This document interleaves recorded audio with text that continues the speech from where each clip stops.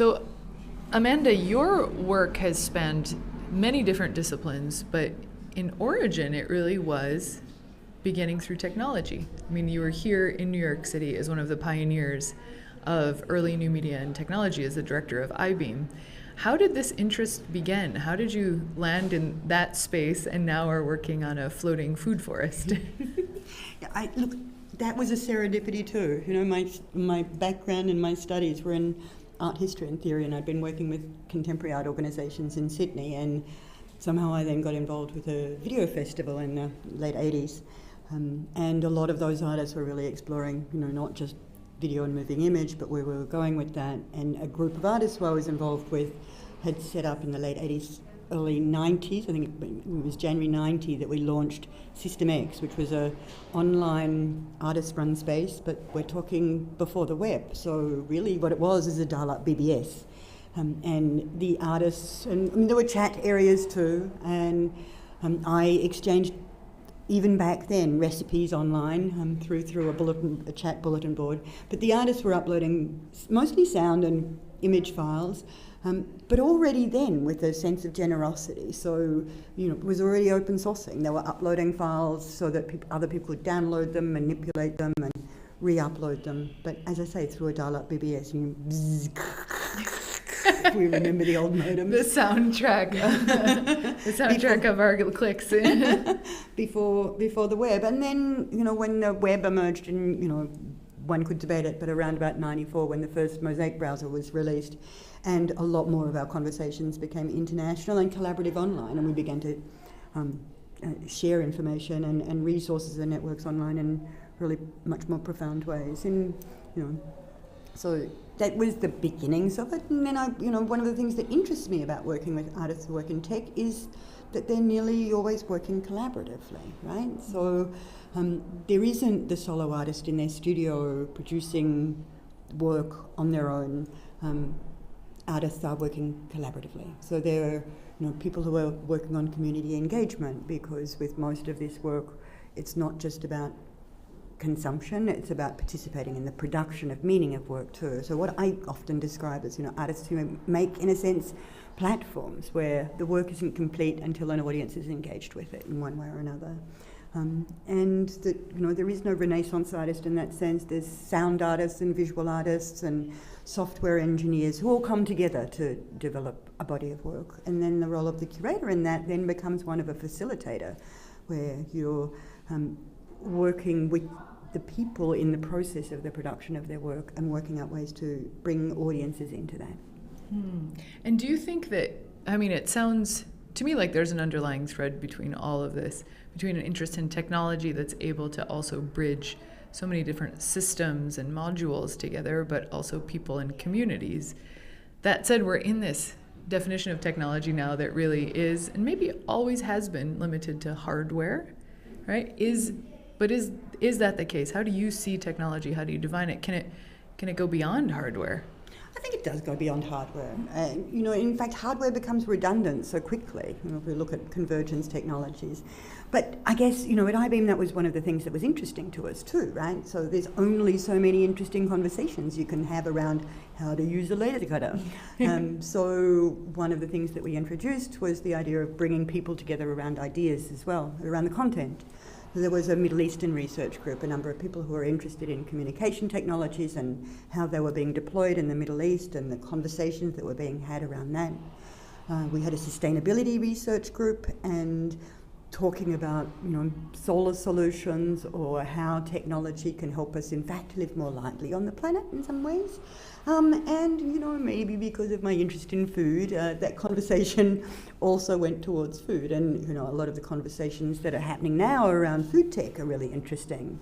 So one of the residents back then, an architect, in fact, Jennifer Bruton-Farrar now, has just launched a Kickstarter that's a growing solution for using tech to help grow food in your own kitchen. And it's a lovely light technological solution for people who are afraid to grow plants but can do it in their own living rooms or kitchens. And I think that's a really nice solution of how you mesh art, food, technology all together in a really interesting way, and still be living more lightly on the planet.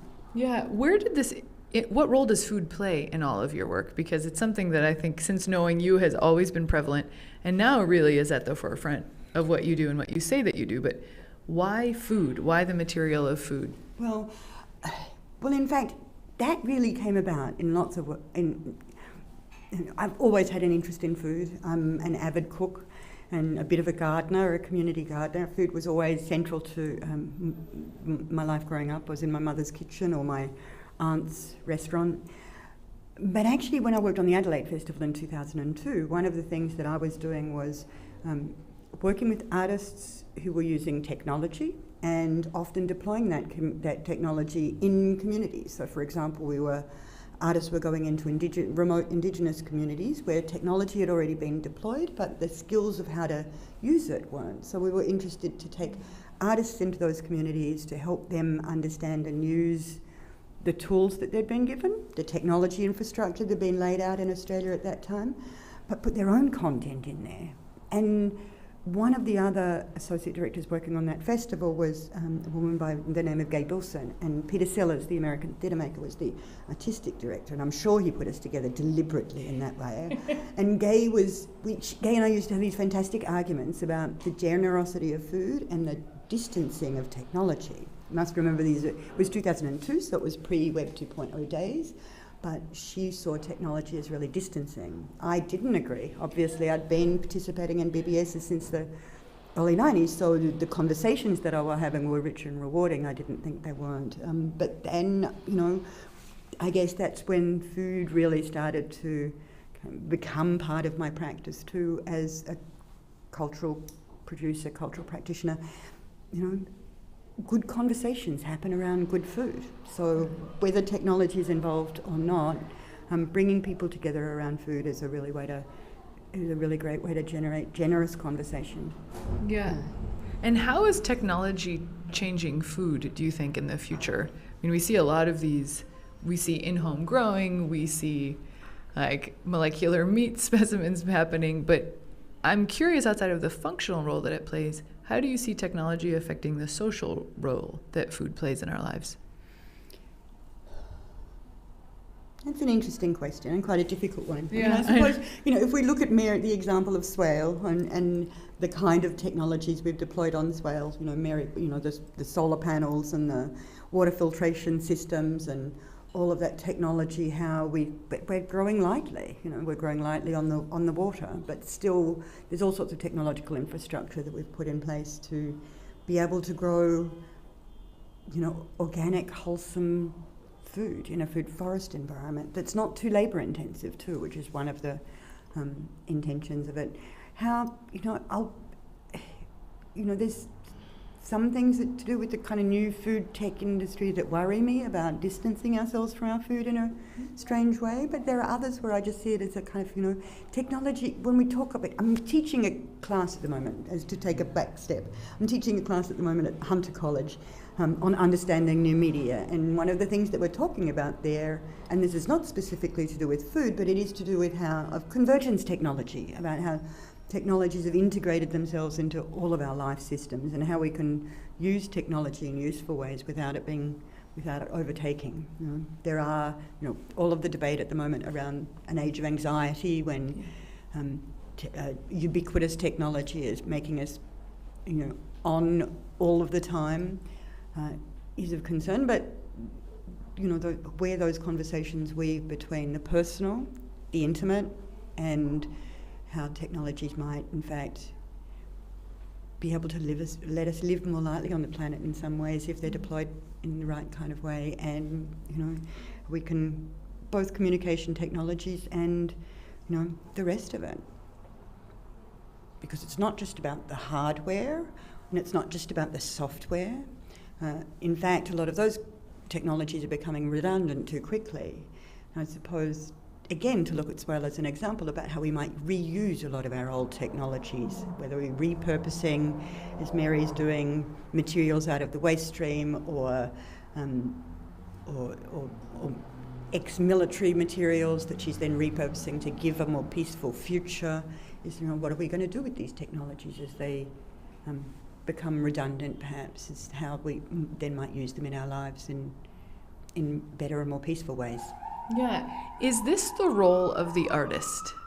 I'm curious about this because you've talked about, I think, revealing a bit of the invisible. Martha Cooper talked about that earlier today.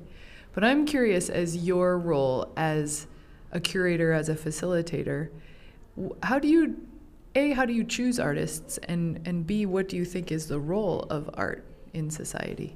That's also an interesting question. And, sometimes because my practice really is as a facilitator, I have had some people accuse me of being an artist, and I'm really, no, I'm really a curator, I'm the facilitator, I bring artists together around ideas. I think one of the things that artists can do in this conversation is that artists can ask the difficult questions, in ways that are meaningful. Sometimes, subject technologists or scientists or subject experts can't always ask the difficult questions, where artists can in very creative ways, and artists can bring people together in creative ways to find solutions to some of these issues that face us.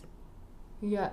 I've also heard you talk about, this isn't an interesting language that you've used before, but amateur knowledge, that sometimes being an artist does not mean having to be an expert, but it can actually be more about being able to ask the questions or to have a fluency or a child's mind. Tell me more about how you define that. Yeah, amateur knowledge is, I think, a really important question in this area, and there are really great artists who talk about that. Claire Pentecost in Chicago, or Critical Art Ensemble, have done great writing around the idea of amateur knowledge, that it's incumbent upon us, socially incumbent upon us as creative producers and as artists to have knowledge in the fields that we're exploring, but that doesn't mean we have to be an expert. And when CAE or Claire Pentecost talk about these ideas, they talk about the fact that it's incumbent upon artists to know stuff, and it's also important that knowledge is open, and artists can open up knowledge, that it's not a proprietary system. So if we're talking about food tech, or if we're talking about high tech, then I'm interested in working with artists who have an open practice. So they're open sourcing and sharing their ideas, sharing their knowledge in really interesting ways, and that's really about ensuring that we're not living in a system where knowledge systems are closed down, where we can open it up for discussion and debate to, collectively determine our, whatever our technological futures might be, that it isn't determined for us by corporations, that we participate in that conversation, that we participate in the production of our culture. Thank you for participating in this conversation. I really appreciate it. And I think as a note and a perfect dovetail to something that I want to share with you is that I've been making wraps for everyone who's on the show. Thus the name of the show, Women, Recipes, Art and Process, but also it's lunchtime. So I, along with my friend and collaborator, Chef Alicia Walters, down the street at Once Upon a Tart, made you this wrap that I hope serves as metaphor for bringing things together. I think you've lived in so many interesting places. You have this just admirable gift of being able to synthesize the world.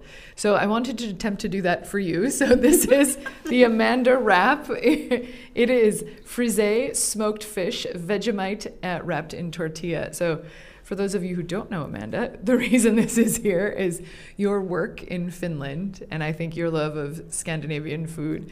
Vegemite, which I think goes way back. Nice and salty. Yeah, delicious little spice there. Frisee, I think, for just a little bit of excitement and good measure, and also wrapped in tortilla because it's an unexpected wrapper, as are you in this world.